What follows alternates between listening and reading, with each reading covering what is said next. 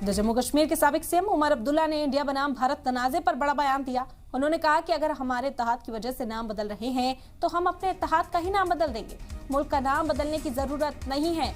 उमर अब्दुल्ला ने कहा कि हमारे स्लोगन में भारत और इंडिया दोनों हैं। पीएम मोदी जिस प्लेन से गए हैं उस पर भी भारत और इंडिया दोनों ही लिखा हुआ है।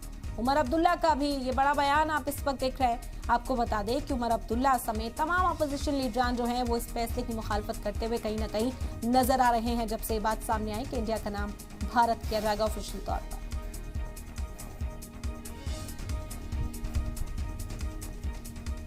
रखा है।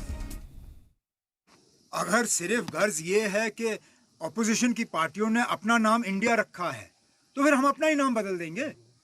हम मुल्क को मुसीबत में नहीं डालना चाहते, हम मुल्क को तकलीफ में नहीं डालना चाहते। हम मुल्क के खर्चे बढ़ाने के लिए यहाँ नहीं आए हैं, बल्कि कम करने के लिए आए हैं।